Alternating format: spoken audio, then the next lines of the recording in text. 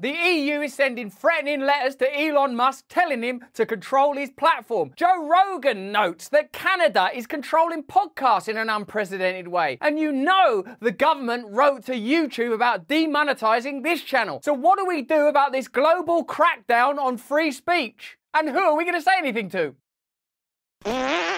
Hello there, you awakening wonders. Thanks for joining us on our voyage to truth and freedom. Together in the midst of an omni-crisis, we must mutually awaken. We must organize. We must find new ways to disobey and convey the truths that undergird the illusion that they're trying to sell to us right now and prevent us from communicating counter-narratives. Joe Rogan notes the Canadian situation where podcasts are being controlled in extraordinary ways under some sort of patriotic hue, extraordinarily, is to promote Canadian content and to control all content. The EU has written to Elon Musk in a sort of weird, threatening, bureaucratic, gangster way, saying he better control his platform, otherwise they'll control that platform for him. And you know that the British government literally wrote to all social media platforms demanding they demonetize our content. So what's happening with this globalist crackdown on free speech? What are they afraid of? What are they trying to stop? And what are we going to do together to oppose them? Remember, we broadcast, or stream I should say, every day on Rumble. Download the app, turn on the notification bell, and you'll be informed every time we make a new piece of content. And if you sign up to become an Awaken Wonder, you'll be told when I'm going to wear a new hat. It's worth every single penny. But we need your attention much more than we need your revenue. Support us because, as you know, the government are against us, and we are trying to speak freely with you in order to organise together. Let's have a look first of all at Joe Rogan talking about new Canadian censorship laws that allow them to control podcasts in ways that are extraordinary and even know who's listening to particular podcasts. I don't know how this kind of legislation keeps getting passed and we're continually told it's like for the good of free speech and it's somehow liberal. It's not liberal to try and control everyone and everything all the time. They're regulating podcasts in Canada. They then want them to hand over information about their content and the people listening. You can't have, that's dictatorship stuff. That's what that is. It's Banana Republic stuff. We've talked about that raft of legislation in Canada and the various other ways that they're trying to create some sort of bizarre, new, brave, new tyranny by censorship and revoking people's licenses to practice psychotherapy. Obviously, Jordan Peterson's who I specifically mean there, as well as new measures that allow banks to kick people out of it. I mean, it's just all extraordinary. And it's not happening in a sort of disparate and isolated way. It seems concerted. Do you think this is coordinated? How do you think these things happen? Do you think they come from centralist organisations? How do these new legislature get simultaneously passed in concert? How is it happening? Let me know in the chat. The European Commissioner for the Internal Market, Thierry Breton, has sent letters to Mark Zuckerberg of Meta and Elon Musk at X, demanding they comply with the EU's sweeping new internet regulation, the Digital Services Act. It's sweeping. Good afternoon. As the war in Israel and Gaza is playing out right now in real time across social media, experts are telling us that bad information and propaganda are spreading on X. Bad information and propaganda are spreading on X. That was bad intelligence. Very bad intelligence. I'm sorry. Do you believe that they mean bad information and propaganda, or do you think it's possible they mean information they'd prefer you not to have access to, potentially because it gives you ammunition for critiques against establishment interest? Do you think that the role of the legacy media is to amplify and normalise the agenda of the powerful? And the problem they have with social media is that it can't be meaningfully regulated because attractive, appealing, well-put counter-narratives, whether they're true or not true, can succeed in online spaces. I don't think they care about truth. I think they care about control. In large part, formerly known as Twitter, of course. We all have to say formerly known, don't we? We can't get into the habit of just saying X. Now, the research group Alethea detected a network of at least 67 accounts that posted false content about the war,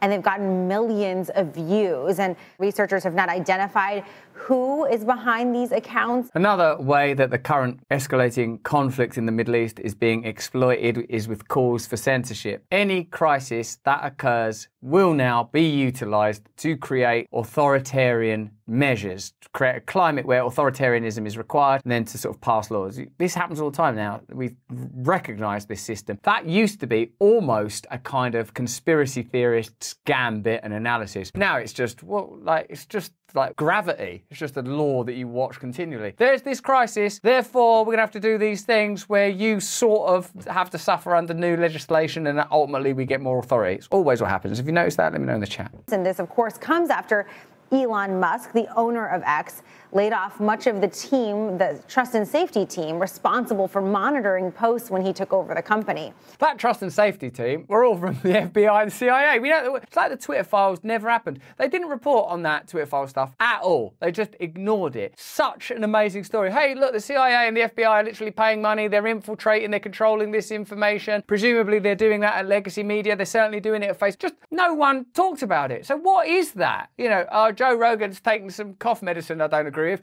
Let's go! Blanket coverage. Anything that's potentially affords and enables further centralised control of information, they will throw resources at it. They'll investigate to the ends of the earth throughout time, like Doctor Who. But stuff that's genuinely interesting and potentially disruptive to the interests of powerful, well, I don't know about that. It seems a bit prurient to go looking into people's private affairs. Now, is anyone, anywhere, taking any horse paste at all? Right? Send another few investigators from that one. There's Armageddon coming. Oh, don't worry about that. Now, earlier this week, the European Union sent a public and quite harshly worded letter to the billionaire. Harshly worded letters are getting sent places. What is this, 1920? Dear sir, or madam, or dare I say, X. About, quote, repurposed old images of unrelated armed conflicts or military footage that actually originated from video games on X. This has been cherry-picked, hasn't it? They found an example. Of course, all over social media sites, we all know this. Anyone who goes online knows that there's a good deal of misinformation. We're not questioning, actually, whether there's misinformation or not. There is. What we're questioning is, who do you want to be in charge of your relationship with all sources of information,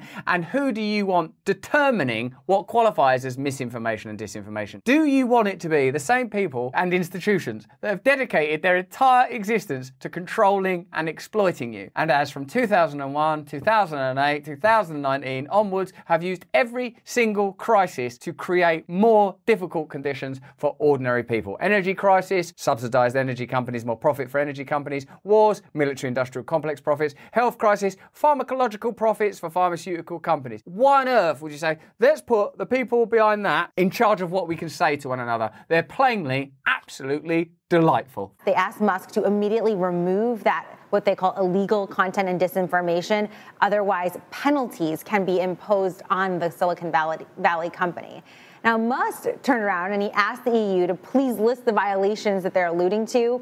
He said, quote, I still don't know what they're talking about. Now, X, formerly Twitter, of course. That's the only accurate bit of news that they're doing. Said it already has removed Hamas-affiliated accounts and several hundred accounts as of Monday. And we've been pressing all of the major social media platforms, including Facebook, TikTok, and Snap, and they all say they've increased their resources. So the legacy media are hassling social media to regulate themselves more rigorously, all the while not acknowledging that legacy media is in total crisis because of the emergence of these platforms. There is no way that you can have objective reporting on independent media or any figure within independent media from the legacy media. And now to comment on Burger King's burgers, it's Ronald McDonald. What do you think of their burgers, Ronald? Well, I think they're shitting them. Don't trust him, he's got a dog in the fight. And maybe even in the burger, right, kids? In various languages to fight this disinformation. It's an ongoing battle, but experts are also telling us that they expect this to get worse and continue to escalate as this conflict continues. Of course they do. Of course they frame it as a battle. Of course they expect it to get worse. Because if it was just, oh, let's just leave it, let people work out for themselves what's true, then they don't have the ability to control anymore. They pretend it's about safety, it's about control. They pretend it's about convenience, it's about control. They pretend it's about anything, it's about control. It will always be about control. What they do is control. There's no reason to trust these institutions, whether it's the legacy media or the state, when it comes to our welfare. They're not your friend, they're your enemy. I would imagine it would. All right, Jolene Kent, thank you. Thanks. Thank you. Thanks. I love you. I love you too. Now, we can't fight a global crackdown on free speech if we're feeling poorly and unwell, can we? If we're weak as kittens, if we're delirious and wandering around with no nutrients in our blood and our body. That's why Field of Greens are our partners for today's content. The Mayo Clinic says if you want to help prevent heart disease, lower blood pressure and cholesterol, eat 5 servings of fruit and veg every day. But can you trust fruit and veg in the modern world? What if there's pesticides on it? What about when you eat one tangerine, it's delicious, you eat the next one, it's disgusting, it came from the same batch. Fruit is too inconsistent. Unlike others, each fruit and vegetable in Field of Greens was medically selected, not by a lunatic, but by a doctor to support your vital organs like the heart, the lungs, the kidneys, and the immune system. This is a doctor. We're not talking about someone off the street or someone that's just wandering around with no medical knowledge. Doctors. Plus, you know what's coming up? Flu season. And you know what's going to be suggested as the way through that? That ain't the answer. Field of Greens is going to help me stay healthy in this flu season. Field of Greens works fast. You'll feel better, more energetic. You'll notice that your skin, your nails, your hair all look healthier. If you don't always eat right because of, I don't know what kind of lifestyle you have, maybe you're wandering around, you might be nomadic. Well, you're going to need Field of Greens. If you don't exercise enough, Field of Greens is going to give you a little bit of an advantage. I recommend you eat well, do exercise, and take Field of Greens. Let me get you started with 15% off your first order. Visit, inexplicably, brickhouserussell.com and use the promo code BRAND. You'll get 15% off, get yourself started if you go to brickhouserussell.com and use the promo code BRAND. That's promo code BRAND at brickhouserussell.com, brickhouserussell.com. Now, let us together, now that we're healthier, fight global censorship. As well as old-fashioned legacy media where you sort of sit down like an obedient little prisoner at 8 p.m. and eat your dinner on your lap while you're lied to by someone behind a desk, there's also letters, another time-honoured way of communicating to billionaires. These are the EU Digital Service Act letters from Thierry Breton. Both Breton letters contained passages complaining of platform failure to remove illegal content, a concept that is surely coming to the US soon. So, there you go. Bureaucracies are now leveraging their power against platforms to remove illegal content. In a way, they're posing this, as with the Canadian legislation, as ways of regulating big tech. But they're not regulating big tech, they're regulating you. They're using their control over big tech to control information on platforms. And of course, they'll start by saying it's hate speech or child pornography or things that anyone would agree should be mediated, softened, removed altogether in order to control information, as they've already done during the pandemic and the Hunter Biden laptop affair, to control narratives that are harmful to their agenda. You know that already, but let me know in the chat if you think we're going in the right direction with this stuff. This is from that letter. When you receive notices of illegal content in the EU, you must be timely, diligent and effective in taking action and removing the relevant content when warranted. We have from qualified services reports of potentially illegal content circulating on your service. Very Kafkaesque, very bureaucratic, the weaponization of bureaucracies from a haughty and supercilious position of presumed righteousness, as if the rest of the world looks at the EU and goes, those are the guys we trust to run reality for us. Breton advertised his ultimatum to both firms, tweeting that he wrote Musk because following the terrorist attacks by Hamas, we have indications of X, formerly known as Twitter, being used to disseminate illegal content and disinformation, while to Zuckerberg he claimed the motive involved tackling disinformation in elections in the EU. So, what is the Digital Services Act and how can it help you and I communicate more freely without all this bloody disinformation everywhere that I'm incapable of discerning from my poor, stupid, childlike self as to whether it's true or not? Won't please somebody intervene and protect me from the internet? The world's largest digital companies have nowhere to hide. Nowhere to hide. You can run, but you can't hide, bitch! What is the dynamic that's being described here? And who is this persecuting force? Who is this monotheistic deity, this God the Father, that's entrusted with controlling reality? We don't have that kind of faith in these institutions. As sweeping new rules cracking down on tech giants come into play. I don't like seeing them little wobbling like that. I don't like it when it happens by accident on my phone, and I don't like it now. The EU's Digital Service Act is taking the internet by storm. What? No, it's not. It's not the Beatles. It's censorship. If the Beatles were around now, they'd ban them, wouldn't they? Oh, I don't like these guys. Psychedelics, drug use, back in the USSR, Putin lover. Marking the toughest regulations since social media burst onto screens. What's these people's attitude to what the internet is? The internet, woo! It's not pogs, it's not augmented reality. We're used to it now. Here is Thierry Breton, a French grandmother-looking man threatening Elon Musk as if he's Al Capone. The DSA is here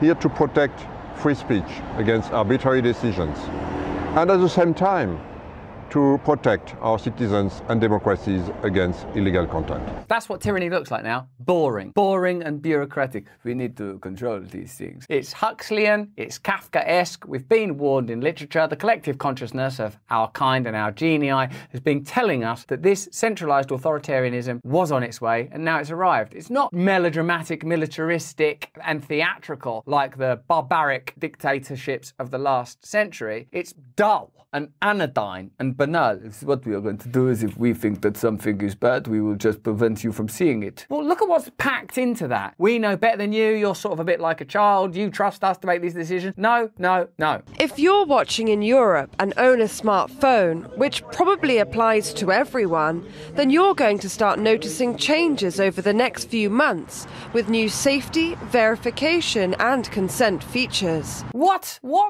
Imposed by whom? On what basis? Under what mandate? During which election was it discussed? When did we get to choose? Look at what's happening. It's just drifting towards tyranny. There are so many crises continually happening, so much desperation, such a void of spiritual values that we're unable to go, do you really want this? The DSA will force companies with over 45 million monthly users like Google, YouTube and Instagram to clean up its act in terms of its content moderation, user privacy and transparency.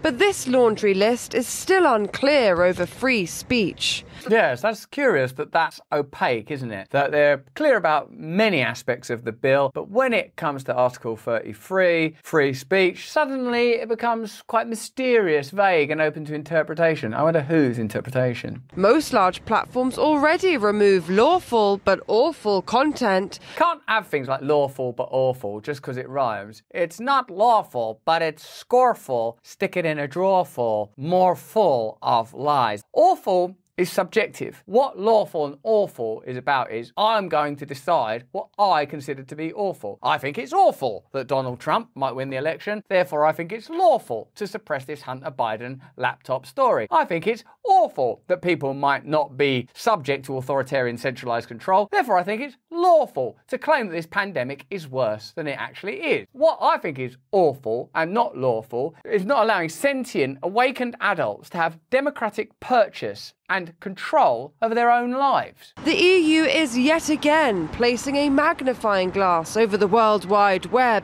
but with its rate of expansion spiralling out of control. It's a weird image, isn't it? Like, it's a magnifying glass going over the World Wide Web and it's spiralling out of control. I mean, that's like sort of migraine language. What it actually tells you in all of its metaphorical clumsiness is that this is an uncontrollable space where control has to be legitimised in order to maintain the sort of authority that was once taken for granted by these centralised bureaucracies, but not exploited in the manner that it is now, because we're not in this kind of late corporatist nightmare, or at least we weren't then, we are now. And this kind of authoritarianism is being utilised, I think, in some sort of nightmarish endgame. Let me know in the chat. The DSA isn't the first and won't be the last we hear of online safety. It's from our friend Matt Taibbi. The Digital Services Act is a grotesque, nakedly authoritarian law written in language so obnoxious in its pompous inscrutability that it would have impressed Orwell or Huxley. They would have gone like, "Ooh, that's actually rather good. Well done. Well, thank you, it's just a law." No, it's very good. Brilliant. It's inscrutable. We don't know what you mean. You're going to use this to control us, aren't you? Yes, we probably are. Breton's mention of qualified sources is a reference to the law's most heinous and dystopian portion, the so-called Trusted Flagger program, which puts a clutch of elitist NGO busybodies in charge of pouring through content to decide for the rabble what is untrue or harmful as a means of defending European norms. Our unelected clutch of elitist NGO busybodies. I might not agree with those people. I might see the world entirely differently. I might want to make different economic, medical choices for me and for my loved ones and for my community. I don't consent to this degree of interventionism? Why is this not being communicated? Why is this not being discussed? Why is this not being opposed? Why? Because the legacy media, as we can see from this reporting, sees it as its job to amplify the interests of the powerful. In this instance, the EU wants to control digital spaces, as does Canada, as does the UK, as does the US, as does everyone. Big tech companies themselves recognise that they're going to have to come to some sort of alliance with government, otherwise they're going to be taxed differently, regulated differently, and they're not going to get those lucrative defence contracts. So they're gonna ultimately comply. One of the major subplots of the new censorship industrial complex era involves the lead role Europe has assumed in implementing draconian speech laws. Its leaders opining with imperious certainty that its restrictive conceptions of speech will be brought to the United States, whether we like it or not. Because what qualifies as hate speech, as illegal hate speech, which you will have soon also in the US. I think that calls for greater censorship come at the same time that the Macron government has passed a new law allowing police to spy on people by secretly taking control of their phones and laptop computers and activating the microphone, camera and GPS. Well, at least they've passed a law for it now, rather than just doing it, which is what we all suspect they've been doing for a very long while. I, though, am still staggered by that. Years after Snowden's revelations, am I an idiot? I'm plainly, because I'm like, no. Have they actually just, France, revolutionary France with its fraternity and its liberté, now I'm taking control of your microphone, the government says a judge will have to approve all spying. Phew! What a relief. Well done, Gilets Jaunes. Your movement and your protests at BlackRock have finally paid off. They won't be turning on your microphone unless a judge who works for the government approves of their spying. Night then, see you in the morning. Wait a minute, what if we can't trust anyone? But it is reasonable to worry about abuses of power, I'd say. In 2013, military contractor Edward Snowden revealed mass US government spying without a warrant. What's more, the attack on privacy and the demand for censorship is worldwide. The British Parliament has passed legislation that will allow the government to spy on private and encrypted text messages. They're doing this right now. I mean, God, oh no! The Irish Senate is expected to pass legislation that will allow the police to enter homes without a warrant and search phones and laptops for evidence of hate speech. And Australia is on the cusp of passing a new law that would require social media companies to remove any speech that causes harm to health or the environment. Health and the environment. That's what people mean by vague. Like, on one hand, it seems like, well, yeah, you should be able to harm people's health or harm the environment. Agreed.